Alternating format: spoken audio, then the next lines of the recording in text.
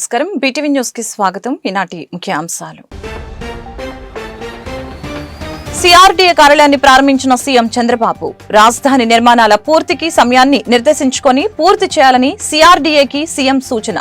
వీలైనంత వరకు work force పెట్టాలని, మిషనరీస్ ని తీసుకుని రావాలని వ్యాఖ్య. సీఎం చంద్రబాబు రహస్య స్నేహితుడు పెద్దిరెడ్డి రామచంద్రరెడ్డితో చీకటి ఒప్పందాలు చేసుకుంటున్నారని భారత చైతన్య యువజన పార్టీ అధ్యక్షులు బోడె రామచంద్ర యాదవ్ ఆరోపణ. నకిలీ మద్యం కేసుని సీబీఐకి అప్పగించాలని డిమాండ్.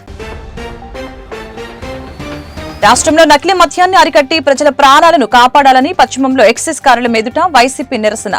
ఎక్సైజ్ డిపార్ట్మెంట్ కి వినతి పత్రాన్ని అందజేసిన మాజీ మంత్రి వెల్లంపల్లి శ్రీనివాసరావు. నకిలీ మద్యం కేసుని సీబీఐకి అప్పగించాలని డిమాండ్. నగరంలో శ్రీ అన్నపూర్ణాదేవి సమేత కాశీ విశ్వేశ్వర స్వామి వారి దేవస్థానం నూతన పాలక మండలి ప్రమాణ స్వీకార మహోత్సవం కార్యక్రమంలో పాల్గొన్న సెంట్రల్ ఎమ్మెల్యే బోండా ఉమ్మ భక్తుల మనోభావాలని, సంస్కృతి సాంప్రదాయాలను గౌరవిస్తూ ఆలయాల అభివృద్ధికి కూటమి ప్రభుత్వం కృషి చేస్తుందని ఎమ్మెల్యే బోండా ఉమ్మ వెల్లడి. రాజధాని నిర్మాణాల పూర్తికి సిఆర్డీఏ సమయాన్ని నిర్దేశించుకుని పూర్తి చేయాలని ముఖ్యమంత్రి చంద్రబాబు నాయుడు స్పష్టం చేశారు. వీలైనంత వరకు వర్క్ ఫోర్స్ పెట్టాలని, మిషనరీస్ ని తీసుకుని రావాలని సూచించారు. సిఆర్డీఏ భవనాన్ని ప్రారంభించిన సీఎం చంద్రబాబు ప్రతి ఫ్లోర్ ని పరిశీలించారు. ఏ అంతస్తులో ఏ కార్యాలయాలు ఏర్పాటు చేశారనే విషయాలని అడిగి తెలుసుకున్నారు. ఆ తర్వాత సిఆర్డీఏ భవనంలో రాజధాని నిర్మాణ పనులపై ముఖ్యమంత్రి సమీక్షించారు. పనులు ప్రారంభించిన చోట నిర్మాణానికి అవసరమైన మౌలిక సదుపాయాల కల్పనపై సీఎం ఆరా తీశారు. పనులకు ఎలాంటి ఇబ్బంది కలగని విధంగా నిర్మాణాల వద్ద మౌలిక సదుపాయాలను కల్పించామని అధికారులు తెలిపారు. ఈ సందర్భంగా ముఖ్యమంత్రి చంద్రబాబు మాట్లాడుతూ ప్రస్తుతం వర్షాల కారణంగా నిర్మాణ పనులకి ఏమైనా ఇబ్బందులు వచ్చినా వర్షాకాలం పూర్తయిన తర్వాత పూర్తి స్థాయిలో పనులు పరుగులు పెట్టించాలని అన్నారు. ఆర్థిక పరమైన ఇబ్బందులు లేవని, ఎలాంటి సమస్యలు లేకుండా చూడాలని ఆర్థిక శాఖకు కూడా చెబుతాను అని ముఖ్యమంత్రి చెప్పారు. ఈ సమీక్షలో కేంద్ర మంత్రి పెమ్మసాని, మంత్రి నారాయణ, ఎమ్మెల్యేలు తెనాలి శ్రావణ్ కుమార్, ధూళిపాల నరేంద్ర, కొలికపూడి శ్రీనివాస్, మున్సిపల్ శాఖ, సిఆర్డీఏ ఉన్నతాధికారులు పాల్గొన్నారు. రాజధాని ఎక్కడొస్తుందో చెప్పకుండా ఒక కమిటీ వేసి, రెండో దానికి కావాల్సిన జాగా కూడా లేదు మనకు. మీరు గుర్తుపెట్టుకోవాలి. అలాంటి సమయంలో మన ఆలోచన విధానం ఏం చేయాలని ఆలోచించినప్పుడు ఎవరిని అడిగినా కూడా చాలా సింపుల్గా 25 పార్లమెంట్లు ఉన్నాయి. ఒక పక్క 12, ఇంకొక పక్క 12, 13వ పార్లమెంట్ ఈ గుంటూరు. రాజధాని ఎక్కడ రావాలంటే ఇక్కడే రావాలని చెప్పాల్సింది పోయి దీనికి లేనిపోని పంచాయతీ పెట్టారు. అక్కడి నుంచి ప్రారంభమైంది. ఆ సమయంలో నాకైతే అసెంబ్లీలో కూడా ఎక్కడ రాజధాని పెట్టాలంటే లేనిపోని సమస్యలు క్రియేట్ చేసి ఎవరెవరు మా ఊరికే కావాలనే పరిస్థితికి వచ్చారు. నేను ఒకటే ఆలోచించాను, ప్రతి ఒక్క ఊరికి ఇచ్చేది కాదు, ఇది రాష్ట్ర భవిష్యత్తుకు ఉపయోగపడే రాజధానిగా ఉండాలి. అందుకే నా నిర్ణయం ఆ రోజు దీనికి సరైన ప్లేస్ వచ్చి విజయవాడ, గుంటూరు మధ్యలో అని చెప్పి నిర్ణయం చేశాం మొట్టమొదటిసారిగా. అక్కడి నుంచి అందరూ కూడా ఏదో ఒక రాజధాని కట్టు, 100 ఎకరాల్లో కట్టు, 50 ఎకరాల్లో కట్టు అని చాలామంది చెప్పారు. అప్పటికే నేను ఒక ప్రూఫ్ ఆఫ్ కాన్సెప్ట్ తయారు చేశాం. మీ అందరూ గుర్తుపెట్టుకోవాలి. హైదరాబాద్ నగరంలో ఇట్లనే నన్ను చాలామంది ఎగతాళి చేశారు. నేను హైటెక్ సిటీ కట్టినప్పుడు నా విజన్ చెప్తే ఇది సాధ్యమా అని చాలామంది అవహేళన చేశారు. అది దృష్టిలో పెట్టుకొని నేను ఒకటే చెప్పాను, మళ్ళా జీవితంలో ఇలాంటి అవకాశం రాదు తెలుగు వారికి. ప్రపంచంలో ఒక మంచి రాజధాని, అది కూడా ప్రపంచంలోనే ది బెస్ట్ రాజధాని అక్కడ కట్టింది బ్రౌన్ ఫీల్డ్ రాజధాని.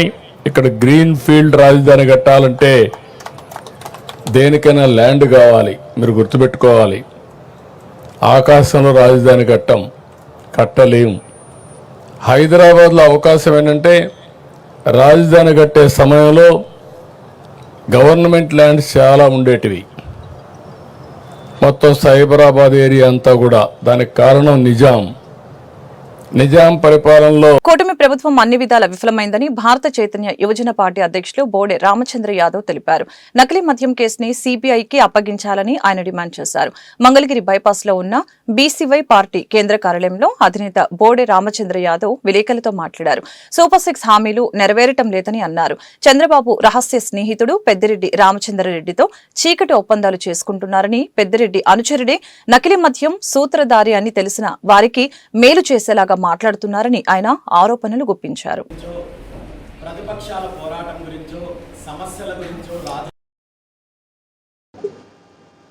కానీ ఈరోజు దేశంలో ఎక్కడికి వెళ్ళినా ఆంధ్రప్రదేశ్ గురించి మాట్లాడాల్సి వచ్చినప్పుడు లిక్కర్ గురించి, నకిలీ మద్యం గురించి మాట్లాడే పరిస్థితి ఉంది.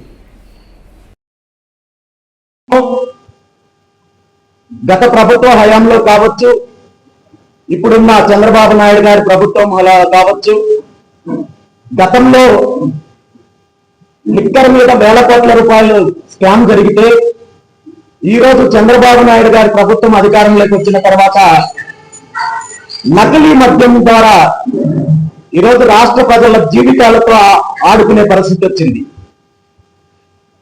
దీని మీద నిన్న ముఖ్యమంత్రి చంద్రబాబు నాయుడు గారు నిన్న రాత్రి మాట్లాడుతూ రాష్ట్రంలో శాంతి భద్రతల గురించి కానీ, అదేవిధంగా డ్రగ్స్ ని అరికట్టే దాని గురించి కానీ, నకిలీ మద్యానికి సంబంధించిన తీసుకుంటున్న చర్యల గురించి చాలా సుదీర్ఘంగా మాట్లాడారు. చంద్రబాబు నాయుడు గారి ప్రకటన చూసిన తర్వాత ఈ రాష్ట్ర ప్రజలు నవ్వుకుంటున్నారు. ఎందుకంటే ఈరోజు ప్రభుత్వంలో జరుగుతున్న అన్ని అంశాలు ప్రజలు క్షుణ్ణంగా పరిశీలిస్తున్నారు.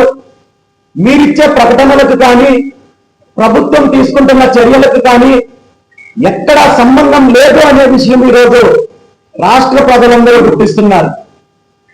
ఈరోజు డ్రగ్స్ ను మేము అరికట్టామని చెప్పుకుంటున్న చంద్రబాబు నాయుడు గారు గతంలో సుమారు ఎన్నికలకు ముందు విశాఖపట్నంలో ఒక పెద్ద ట్రక్ డ్రగ్స్ దొరికాయి. ఇవన్నీ కూడా ఈ రాష్ట్రంలో మారక ద్రవ్యాలను సరఫరా చేసి వేల కోట్ల రూపాయలకు సంబంధించిన డ్రగ్స్ ని వ్యాపారం చేయడానికి అధికార పార్టీ ప్రయత్నం చేస్తోందని చెప్పి ఆ రోజు ఆరోపణ చేసిన ఇదే తెలుగుదేశం పార్టీ చంద్రబాబు నాయుడు గారు ఆ తర్వాత అక్కడ దొరికిన డ్రగ్స్ ఏమైపోయాయి అనే దాని మీద ఎటువంటి స్పందన కానీ, దాని మీద స్పష్టత కానీ ఇవ్వలేదు. రాష్ట్రంలో నకిలీ మద్యాన్ని అరికట్టి ప్రజల ప్రాణాలు కాపాడాలని ఎక్సైజ్ డిపార్ట్మెంట్ ని మాజీ మంత్రి వెల్లంపల్లి శ్రీనివాసరావు కోరారు. ఎక్సైజ్ అధికారి గోపాలకృష్ణకు డిమాండ్లతో కూడిన వినతి పత్రాన్ని వైసీపీ నాయకులతో కలిసి వెల్లంపల్లి అందజేశారు. కల్తీ మద్యాన్ని అరికట్టాలని ఆంధ్రప్రదేశ్ రాష్ట్రంలో 175 నియోజకవర్గాల్లో జగన్మోహన్ రెడ్డి ఆదేశాల మేరకు రాష్ట్రంలో అన్ని ఎక్సైజ్ పోలీస్ స్టేషన్ల దగ్గర నిరసన కార్యక్రమం చేపట్టామని తెలియజేశారు. స్థానిక భవానీపురం హౌసింగ్ బోర్డు కాలనీలోని ఎక్సైజ్ కార్యాలయం ఎదుట సోమవారం నాడు మాజీ మంత్రి విజయవాడ పశ్చిమ వైసీపీ ఇన్ఛార్జి వెల్లంపల్లి శ్రీనివాసరావు ఆధ్వర్యంలో రాష్ట్రంలో నకిలీ మద్యాన్ని అరికట్టి ప్రజల ప్రాణాలను కాపాడాలని, నకిలీ మద్యం దందాపై సిపిఐతో దర్యాప్తు జరపాలని కోరుతూ నిరసన కార్యక్రమం చేపట్టారు. అనంతరం ఎక్సైజ్ అధికారి గోపాలకృష్ణకు డిమాండ్లతో కూడిన వినతి పత్రం వైసీపీ నాయకులతో కలిసి అందజేశారు. ఈ సందర్భంగా మాజీ మంత్రి వెల్లంపల్లి మాట్లాడుతూ కల్తీ మద్యం కేసు సిపిఐకి అప్పగించాలని అన్నారు. ఈ కల్తీ మద్యం తాగి ఆంధ్రప్రదేశ్ రాష్ట్రంలో ఎంతో మంది చనిపోయారు. ఈ కూటమి ప్రభుత్వం చెప్పాలని అన్నారు. విజయవాడ విద్యాధరపురంలోని శ్రీనివాస వైన్స్ లో కల్తీ మద్యం దొరికితే చెరలు శూన్యమని చెప్పారు. రాష్ట్రంలో కల్తీ మద్యాన్ని అరికట్టాలని అన్నారు. జగన్మోహన్ రెడ్డి ఆదేశాల మేరకు ఆంధ్రప్రదేశ్ రాష్ట్రంలో 175 నియోజకవర్గాల్లో అన్ని ఎక్సైజ్ పోలీస్ స్టేషన్ల దగ్గర నిరసన కార్యక్రమం చేపట్టడం జరిగిందని తెలియజేశారు. అలాగనే కల్తీ మద్యానికి కీలక సూత్రధారి తెలుగుదేశం పార్టీకి చెందిన జయచంద్రారెడ్డి అని అన్నారు. ఎంత డబ్బు తీసుకుని జయచంద్రారెడ్డికి టికెట్ ఇచ్చారో తెలుగుదేశం పార్టీ చెప్పాలని అన్నారు. గత ప్రభుత్వంలో బెల్ట్ షాపులు మూపించిన ఘనత జగన్మోహన్ రెడ్డి గారిదేనని అన్నారు. ఇప్పుడు ఉన్న ఈ కూటమి ప్రభుత్వంలో ప్రతి చిల్లర కోర్టులో, ప్రతి బడ్డీ కోర్టులో మద్యం అమ్మకాలు జరుగుతున్నాయని అన్నారు. విజయవాడ పశ్చిమ నియోజకవర్గంలో శ్రీనివాస వైన్స్ లో కల్తీ మద్యం దొరికితే ఇప్పటి వరకు వైన్స్ మీద ఎటువంటి చర్యలు తీసుకోలేదని తెలిపారు. రాష్ట్రంలో అన్ని వైన్ షాపులు గత ప్రభుత్వంలాగే ప్రభుత్వమే నిర్వహించాలని డిమాండ్ చేశారు. అప్పుడే ఇలాంటి కల్తీ మద్యాన్ని అరికట్టగలుగుతామని చెప్పారు. కల్తీ మద్యం కేసులో ఈ ప్రభుత్వం చర్యలు చేపట్టకపోతే ప్రజల్లో అవగాహన తెచ్చి ఈ కల్తీ మద్యాన్ని అరికట్టే విధంగా పోరాటం చేస్తామని హెచ్చరించారు. వైఎస్ఆర్ కాంగ్రెస్ పార్టీ రాష్ట్ర వ్యాప్తంగా కూడా కల్తీ మద్యాన్ని అరికట్టే విధంగా ఏదైతే కల్తీ మద్యం ద్వారా ప్రభుత్వం డబ్బులు సంపాదించాలి, ప్రజల ప్రాణాలను కూడా సైతం లెక్క చేయని ప్రభుత్వాన్ని కళ్ళు తెరిపించే విధంగా ఈ కార్యక్రమం చేయాలని చెప్పని మా నాయకుడు జగన్మోహన్ రెడ్డి గారి నాయకత్వంలో 175 నియోజకవర్గాల్లో కూడా ఎక్సైజ్ ఆఫీసుల దగ్గర నిరసన తెలియజేసి వారికి ఒక వినతి పత్రం అందించే విధంగా కార్యక్రమం చేపట్టడం జరిగింది. దాంట్లో భాగంగా పశ్చిమ నియోజకవర్గంలో ఈ కార్యక్రమాన్ని చేస్తున్నాం. ఈ కార్యక్రమానికి మా పశ్చిమ నియోజకవర్గంలో నాయకులందరూ కూడా రావడం జరిగింది.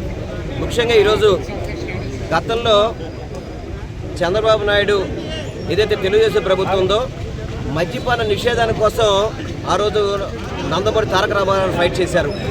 కానీ ఈరోజు మద్యాన్ని ఏరులై పారే విధంగా కల్తీ మద్యాన్ని కూడా ప్రజలకు అందించి డబ్బులు సంపాదించాలని చెప్పిన ఒక దుష్ట ఆలోచనతో చంద్రబాబు నాయుడు, నారా లోకేష్, ఈ కూటమిలో ఉన్న నాయకులందరూ కూడా పనిచేస్తున్న సంగతి మనందరికీ కూడా తెలుసు.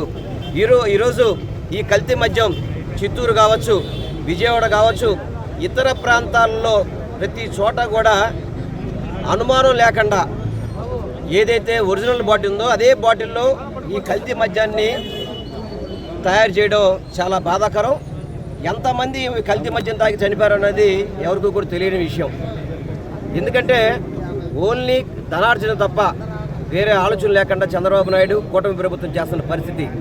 ఏదైతే మన తంబాలపల్లిలో జయచంద్రారెడ్డి ఉన్నాడు, అతను భక్తుల మనోభావాలని, సంస్కృతి సాంప్రదాయాలను గౌరవిస్తూ ఆలయాల అభివృద్ధికి కూటమి ప్రభుత్వం కృషి చేస్తుందని సెంట్రల్ ఎమ్మెల్యే బోండా ఉమామేశ్వరరావు వెల్లడించారు.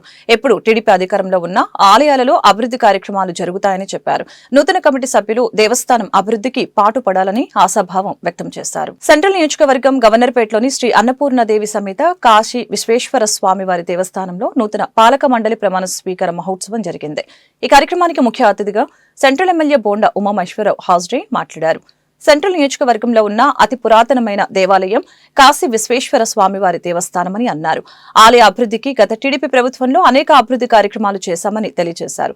భక్తుల మనోభావాలని, సంస్కృతి సాంప్రదాయాలను గౌరవిస్తూ ఆలయాల అభివృద్ధికి కూటమి ప్రభుత్వం కృషి చేస్తుందని తెలియజేశారు. అనంతరం పాలక మండలి సభ్యుల చేత ప్రమాణ స్వీకారం చేయించారు.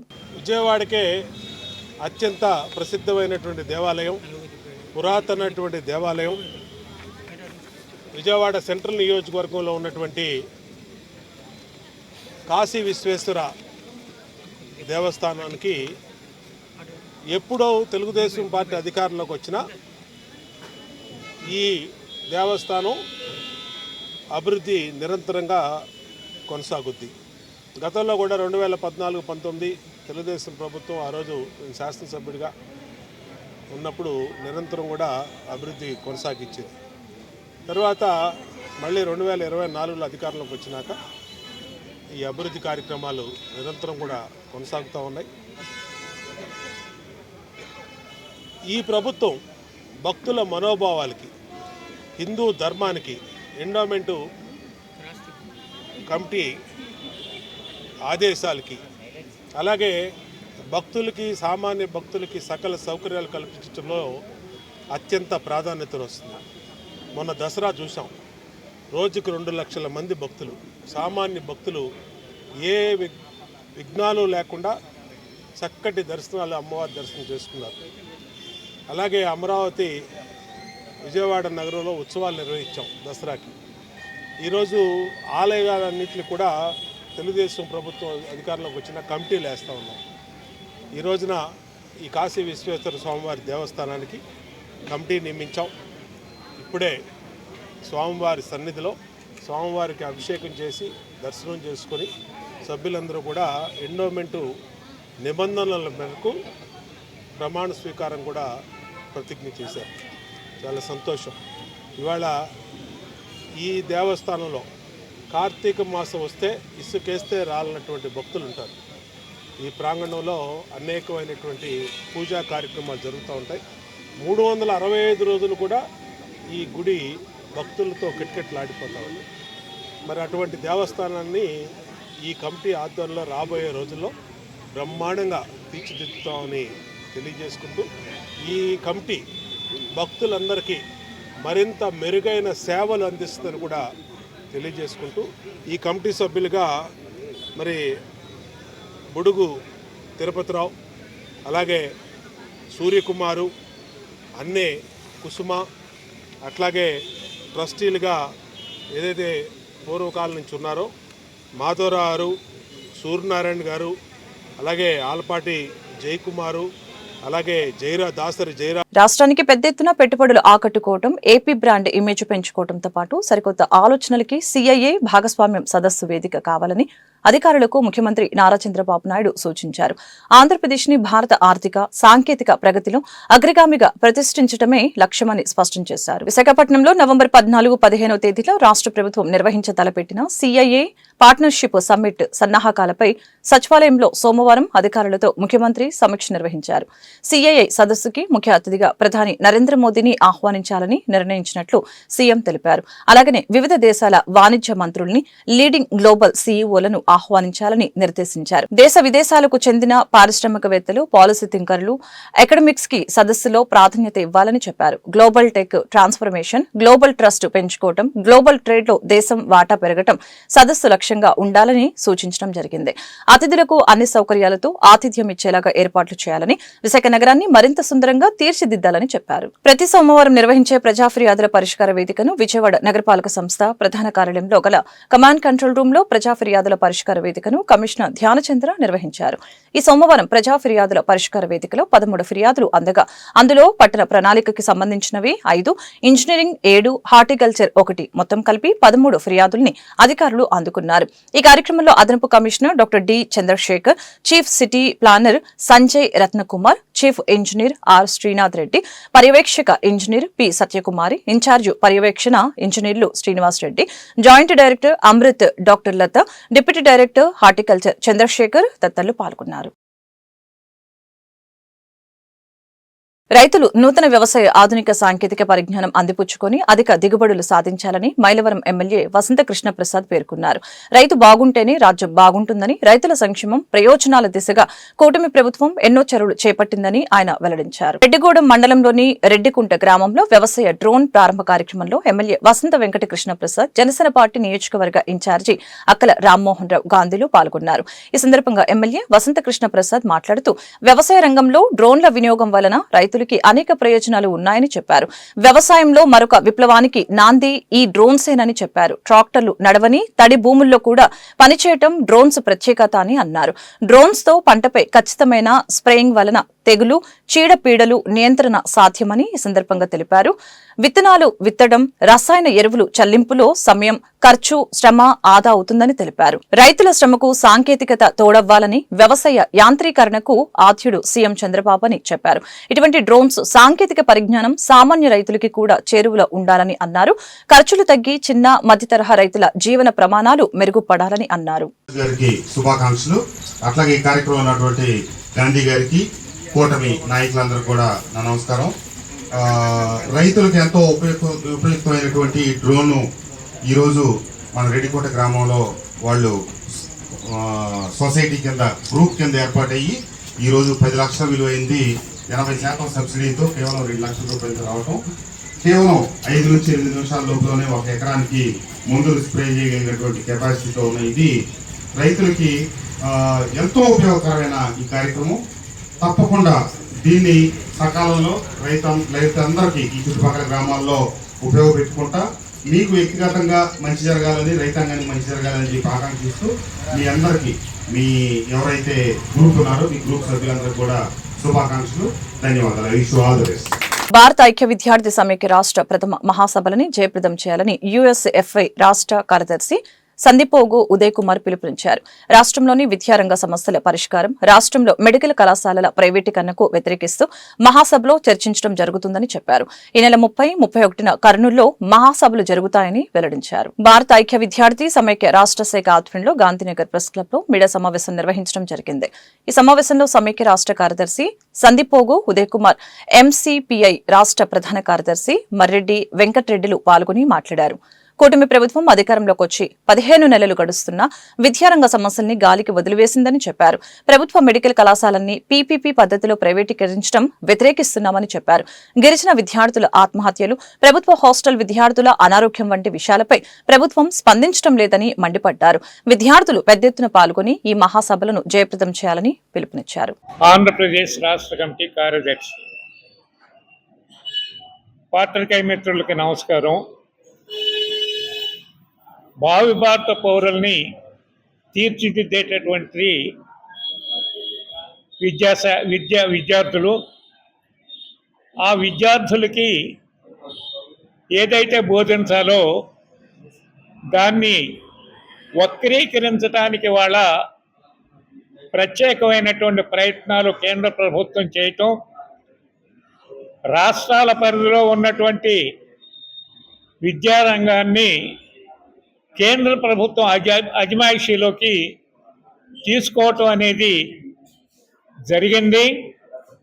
నేషనల్ ఎడ్యుకేషన్ పాలసీ పేరుతోటి మొత్తం చరిత్రని వక్రీకరించడానికి ఇది పూనుకోవటం అనేది జరుగుతూ ఉన్న విషయం మొత్తం ప్రజలు గమనిస్తూ ఉన్నారు.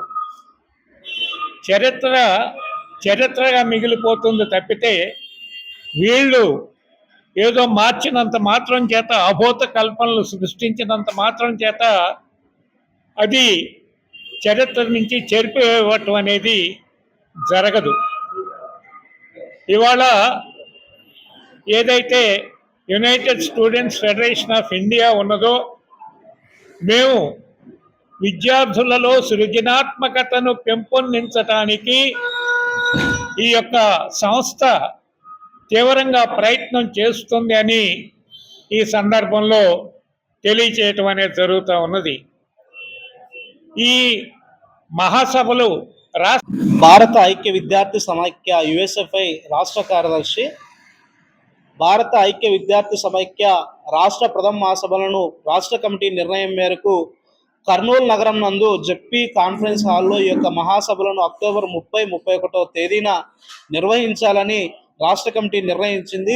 ఈ యొక్క రాష్ట్ర ప్రథమ మహాసభల సందర్భంగానే విజయవాడ నగరం నందు ప్రెస్ క్లబ్లో సన్నాహక సమావేశాన్ని నిర్వహిస్తూ ఉన్నాం. ఈ సన్నాహక సమావేశంలో ఈ రాష్ట్ర ప్రథమ మహాసభల ఆవశ్యకతను తెలియజేస్తూ రాష్ట్ర కమిటీ సభ్యులైతేనేమి, అదేవిధంగా మా పార్టీ ఎంసీపీఐ పార్టీ రాష్ట్ర కార్యదర్శి మర్రెడ్డి వెంకటరెడ్డి గారి అధ్యక్షతన, అదేవిధంగా వారి ఆదేశాల మేరకు ఈ రాష్ట్ర ప్రథమ మహాసభలను కర్నూలు జిల్లాలో నిర్వహించడం జరుగుతూ ఉంది. ఈ మహాసభల ఆవశ్యకతను తెలియజేయడానికి రాష్ట్ర కమిటీగా ఇక్కడ కూర్చొని ఉన్నాం. ఏదైతే కూటమి ప్రభుత్వం ఆంధ్రప్రదేశ్ రాష్ట్రంలో 15 నెలలు గడుస్తూ వస్తున్న అధికారంలోకి వచ్చి ఈరోజు గత ప్రభుత్వం తీసుకొచ్చినటువంటి ప్రైవేటు మెడికల్ కళాశాలలను ప్రజల సొమ్ముతో కట్టినటువంటి ప్రైవేటు మెడికల్ కళాశాలను రాష్ట్ర వ్యాప్తంగా 10 మెడికల్ కళాశాలను ఎటువంటి అధికారం లేకుండానే ప్రైవేటు వ్యక్తులకు దారాదత్తంగా ఈరోజు దారబోస్తున్నటువంటి పరిస్థితి రాష్ట్రంలో ఏర్పడింది. ఈ ప్రైవేటీకరణ P3 పద్ధతి ఏదైతే ప్రభుత్వంలో భాగంగానే ప్రైవేటీ వ్యక్తుల అధికారంతో చేస్తున్నామని ఒక రాష్ట్ర ప్రభుత్వం చెప్తా ఉందో, దీన్ని మేము తీవ్రంగా వ్యతిరేకిస్తా ఉన్నాం.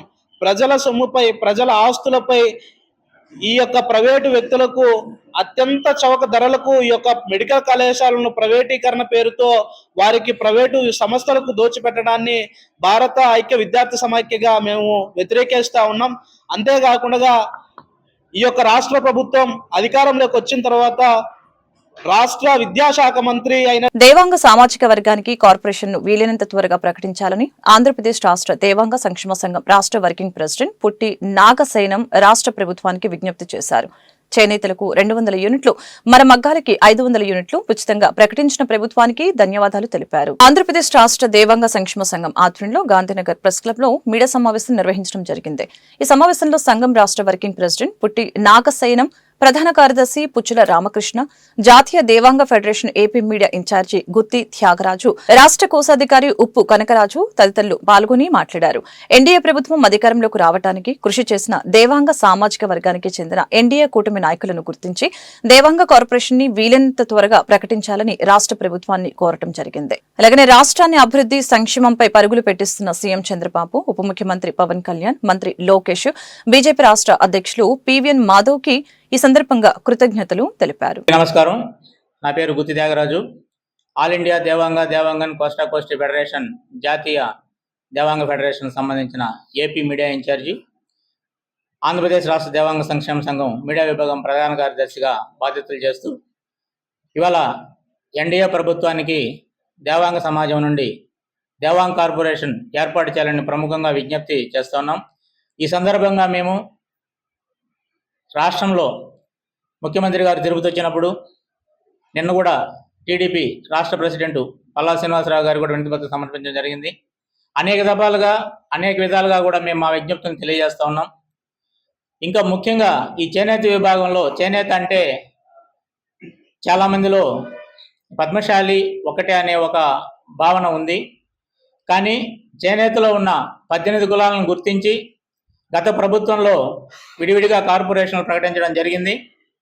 ఈ ప్రభుత్వం వచ్చిన తర్వాత చేనేతల పట్ల చూపిస్తున్న ఆదరాభిమానాలకి మేము ప్రత్యేకంగా ప్రభుత్వం తీసుకున్న నిర్ణయాల పట్ల హర్షం ప్రకటిస్తూ కూడా గత ప్రభుత్వం మమ్మల్ని గుర్తించింది, ఈ ప్రభుత్వం గుర్తించలేదు అని ఎగతాళి చేసే వాళ్ళ బాధలకి కూటమి గెలుపుకి కృషి చేసిన నాయకులు కొందరు ఇబ్బందులు పడుతూ ఉన్నారు. మేము కోరుకునేది ఏంటంటే ప్రత్యేకంగా ముఖ్యమంత్రి గారిని, ఉప ముఖ్యమంత్రి గారిని, బీజేపీ రాష్ట్ర అధ్యక్షులు మాధవ్ గారిని ఎన్డీఏ కూటమికి ఎవరైతే దేవాంగ సమాజం పేరు పుచ్చల రామకృష్ణ, ఆంధ్రప్రదేశ్ రాష్ట్ర దేవాంగ సంక్షేమ సంఘానికి ప్రధాన కార్యదర్శిని. ఇప్పుడు కూటమి ప్రభుత్వం వారికి ముఖ్యంగా మేము విన్నపం ఏంటంటే, మాకు దేవాంగ చేనేత సమాజంలో ప్రధాన వర్గమైన మా దేవాంగ సమాజానికి మరి కూటమి ప్రభుత్వం వారు వెంటనే దేవాంగ కార్పొరేషన్ అనౌన్స్ చేసి మాకు తగు న్యాయం చేయవలసిందిగా కోరుతూ, మరి దీని మీద విమర్శ చేస్తున్న కొంతమంది నోరును మూయించేలాగా మరి ప్రభుత్వం వారు మాకు వెంటనే దేవాంగ కార్పొరేషన్ ప్రకటన చేయాలని కోరుచున్నాం. అలాగే చేనేత కులస్తులందరికీ కూడా ప్రస్తుత కూటమి ప్రభుత్వం వారు ఎన్నో పథకాలు అమలు చేస్తున్నారు. కేంద్ర ప్రభుత్వం నుంచి కూడా ఎన్నో పథకాలు వస్తున్నాయి. వాటన్నిటికీ కూడా మా దేవాంగ సమాజం తరఫున, మా రాష్ట్ర దేవాంగ సంఘం తరఫున కృతజ్ఞతలు తెలియజేసుకుంటూ వెంటనే మా సామాజిక జనసేన అధినేత పవన్ కళ్యాణ్ గారికి మరియు బీజేపీ అధినేత మాధవ్ గారికి ఆంధ్రప్రదేశ్ రాష్ట్ర దేవాంగ సంక్షేమ సంఘ వర్కింగ్ ప్రెసిడెంట్ ఉట్టి నాగశయనం చేయడం విజ్ఞప్తి. సార్, గత ఎలక్షన్స్లో బీసీలలో ఒక వర్గమైన దేవాంగ సంక్షేమ సంఘం వారు, దేవాంగులందరూ కూడా ప్రొద్దుటూరు ఆంధ్రప్రదేశ్లో ఉండబడేటువంటి 10-15 లక్షల మంది తెలుగుదేశం పార్టీకి, కూటమికి వెన్నంటి ఉన్నారు. అలాగే ఇప్పుడు జరుగుతున్న కార్యక్రమాల్లో కూడా మీరు బీసీలకు చాలా కార్యక్రమాలన్నీ పొందుపరుస్తూ వస్తారు. చెప్పినవి చెప్పకుండా ఉండని కూడా చేసుకుంటూ వస్తారు. దాంట్లో భాగంగా 200 యూనిట్లు మరియు 500 యూనిట్లు చేనేత వర్గాలకు అనౌన్స్ చేసి ఉన్నారు. అందుకు కూడా కృతజ్ఞతలు. వాటితో పాటు చేనేతలకు 25,000 రూపాయలు ఏడాదికి అది ఇస్తున్నారు. అందుకు కూడా కృతజ్ఞతలు.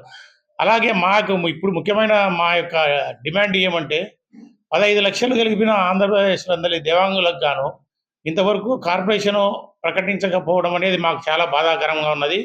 దీనిపై కొందరు ఇష్టమైన రీతిలో అనవసరమైన విద్యుత్ కార్మికులను ప్రభుత్వం చిన్నచూపు చూస్తుందని దశలవారీ ఆందోళన కార్యక్రమాలు చేపట్టిన ప్రభుత్వంలో ఎలాంటి చలనం లేదని ఆంధ్రప్రదేశ్ రాష్ట్ర విద్యుత్ ఉద్యోగుల joint action committee chairman S Krishnaiah పేర్కొన్నారు.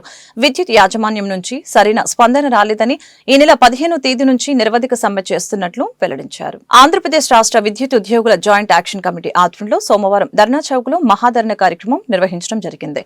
ఈ కార్యక్రమానికి వేలాది మంది విద్యుత్ ఉద్యోగులు హాజరయ్యారు. ఈ కార్యక్రమంలో ఆంధ్రప్రదేశ్ రాష్ట్ర విద్యుత్ ఉద్యోగుల joint action committee chairman S Krishnaiah మాట్లాడుతూ విద్యుత్ ఉద్యోగుల సమస్యలపై ప్రభుత్వానికి అనేక మార్లు వినతి పత్రాలు ఇచ్చామని అన్నారు. సెప్టెంబర్ 15 నుంచి 22వ తేదీ వరకు దశలవారీ ఆందోళన కార్యక్రమాలు చేపట్టిన ప్రభుత్వంలో ఎలాంటి చలనం రాలేదని మండిపడ్డారు. ఈ నెల 15వ తేదీ నుంచి నిరవధిక సమ్మె చేపడుతున్నట్లు తెలిపారు. సమ్మెకు దిగక ముందే చర్చలు జరిపి పరిష్కరిస్తారని ఆశిస్తున్నామని అన్నారు.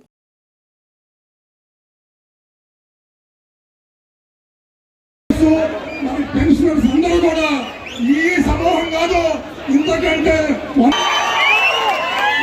రాష్ట్ర ప్రభుత్వానికి ఆలోచించి మా యొక్క విద్యుత్ కార్మికులు ఉద్యోగుల న్యాయమైన హక్కులను మరి ఇమ్మీడియట్ గా సాల్వ్ చేయాలని ఈ సందర్భంగా నేను ప్రభుత్వాన్ని రిక్వెస్ట్ చేస్తున్నా. దీనికి ముఖ్యమంత్రి వర్యులు ఇమ్మీడియట్ గా జోక్యం చేసుకొని ఈ యొక్క ఉద్యోగస్తుల్ని మభ్యపెట్టే విషయంలో ఈ రాష్ట్రంలో ఉండే విద్యుత్ ఉద్యోగులందరూ కూడా పదం తొక్కుతూ మరి సమ్మె చేస్తారు.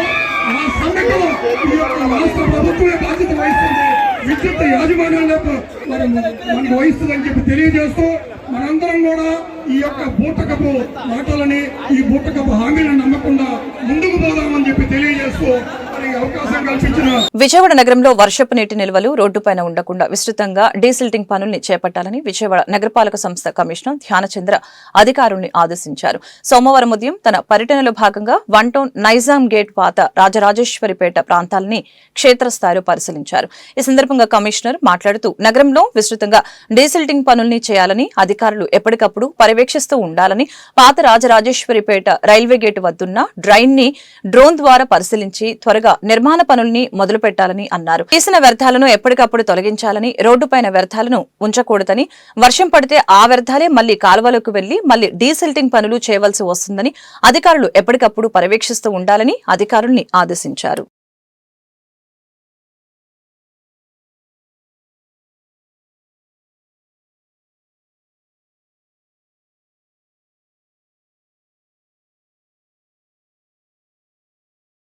ప్రభుత్వంలో కాపు బలిజ సామాజిక వర్గాలపై దాడులు జరుగుతున్నాయని రాష్ట్ర కాపు జేఏసీ అధ్యక్షులు చందు జనార్దన్ ఆవేదన వ్యక్తం చేశారు.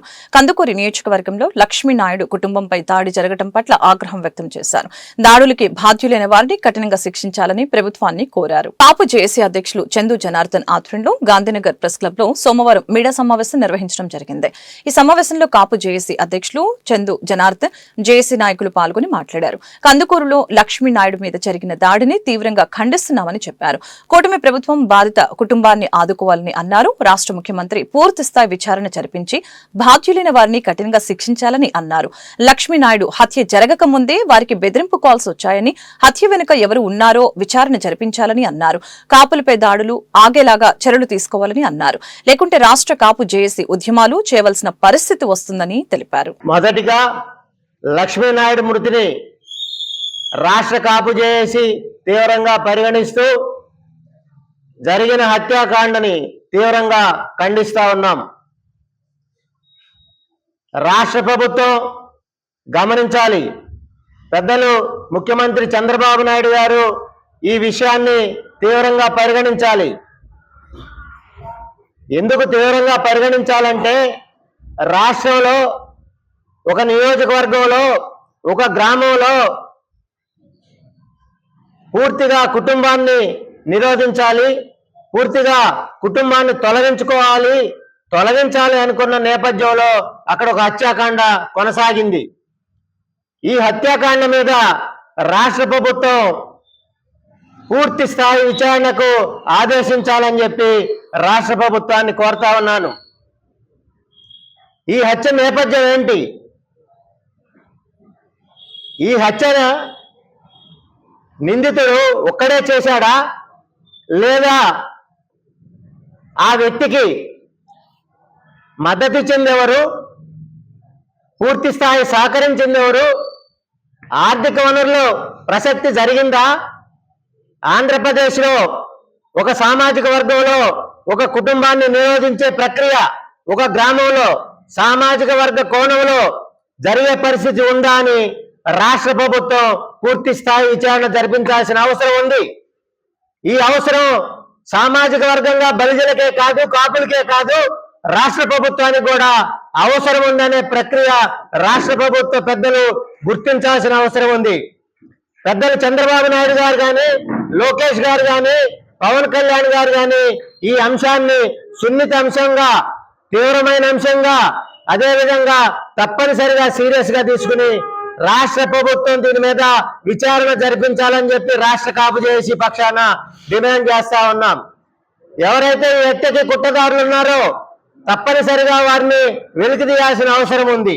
ఇది సామాజిక కోణంలో జరిగిందా, నిజంగానే ఇద్దరు వ్యక్తుల మధ్య దాడి కొనసాగిన నేపథ్యంలో ఒక వ్యక్తిని హతమార్చే ప్రక్రియలో జరిగిందా అనేది రాష్ట్ర ప్రభుత్వానికి ఈ ఇష్యూని మీరు లేకపోతే మా యొక్క అధ్యక్షులు చంద్ర జనార్దన్ గారు కాపు జేఏసీ గారు నీవు లేకపోతే ఇది దారుణంగా మూలబడిపోయేది.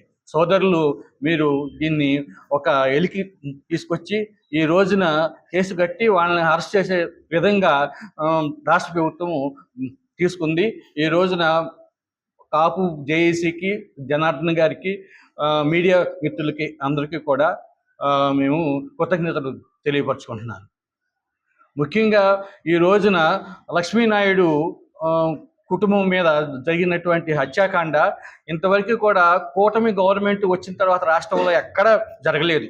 ఈ రోజున వీళ్ళు ఎవరు మద్దతుతో అయితే అధికారంలోకి వచ్చారో, ఎవరు మద్దతుతో వీళ్ళు కొనసాగుతున్నారో అది కూడా గ్రహించకుండా ఈ రోజున మిత్రులు చెప్పినట్టు ఆ వెహికల్ మీద రంగా గారి బొమ్మ కూడా ఉంది. ఎవరు ఏంటి వీళ్ళు మన సోదరులు, మనకు సహకరించిన వాళ్ళు, మన మిత్రులు, మనకు సపోర్ట్ ఇచ్చిన వాళ్ళు అని కూడా జ్ఞానం లేకుండా వాళ్ళని కారుతో గుద్ది తొక్కించేసి రాడ్లతో కొట్టి చంపేశారు. 3 మీద అటాక్ ఇచ్చారు, ఒకళ్ళు చనిపోయారు, 2 కోమాలో ఉన్న పరిస్థితి. మేము కూడా వెళ్ళి దానితో పాటుగా ఆ యొక్క ఉదయ్ గుంటూరు హాస్పిటల్లో సందర్శించాం. వాళ్ళ యొక్క రోదనలు వింటే మాకు చాలా బాధేసింది. నేను రాష్ట్ర ప్రభుత్వాన్ని మరొకసారి డిమాండ్ చేస్తా, లేకపోతే ఆ బండి మీద ఉన్న రంగా గారి ఫోటోనా అన్నది మేము ఆలోచించే పరిస్థితి తీసుకొచ్చారు. ఆ గుద్దిన కారు మీద ఎవరి ఫోటో ఉందో అన్నది రాష్ట్ర ప్రభుత్వం గమనించాలి. దయచేసి దీని మీద తగు విచారణ చేసి ఆ కుటుంబానికి రక్షణ కల్పించాల్సిందిగా కాపు జేఏసీ రాయలసీమ తరఫున మేము విజ్ఞప్తి చేయటం కాదు, డిమాండ్ చేస్తున్నాం. ఇదే పరిస్థితి కొనసాగితే రాయలసీమలో బల్జీలు కానీ కోస్తాలో తెలగలు కానీ ఆలోచించుకునే పరిస్థితి రాష్ట్ర ప్రభుత్వం తెచ్చుకోవద్దని మనవి చేస్తున్నాం. ఎంతకాలం ఇది పద్ధత? ఆ ప్రభుత్వం వస్తే ఈ ప్రభుత్వం, ఈ ప్రభుత్వం వస్తే ఆ ప్రభుత్వం, అంటే ఈడు కొడితే వాడు, వాడు కొడితే ఈడు. కానీ మేమంటూ తిరగబడితే ఒక్కసారి ఆలోచించండి. రాష్ట్ర ప్రభుత్వానికి మేము చేసే డిమాండ్ ఒక్కటే, ఆ ప్రభుత్వానికి రక్షణ కల్పించాలని, తగు న్యాయం చేకూర్చాలని విజ్ఞప్తి చేస్తున్నాం. వార్తలు ముగించే ముందు ముఖ్యాంశాలు మరొకసారి. సిఆర్డీఏ కార్యాలయాన్ని ప్రారంభించిన సీఎం చంద్రబాబు రాజధాని నిర్మాణాల పూర్తికి సమయాన్ని నిర్దేశించుకొని పూర్తి చేయాలని సిఆర్డీఏకి సీఎం సూచన.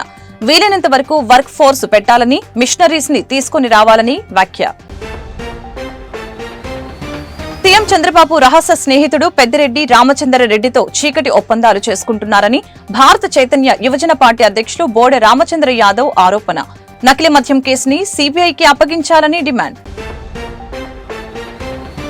రాష్ట్రంలో నకిలీ మద్యాన్ని అరికట్టి ప్రజల ప్రాణాలను కాపాడాలని పశ్చిమంలో ఎక్సైజ్ కార్యాలయం ఎదుట వైసీపీ నిరసన. ఎక్సైజ్ డిపార్ట్మెంట్ కి వినతి పత్రాన్ని అందజేసిన మాజీ మంత్రి వెల్లంపల్లి శ్రీనివాసరావు. నకిలీ మద్యం కేసుని సీబీఐకి అప్పగించాలని డిమాండ్. నగరంలో శ్రీ అన్నపూర్ణాదేవి సమేత కాశీ విశ్వేశ్వర స్వామి వారి దేవస్థానం నూతన పాలక మండలి ప్రమాణ స్వీకార మహోత్సవం కార్యక్రమంలో పాల్గొన్న సెంట్రల్ ఎమ్మెల్యే బోండా ఉమా.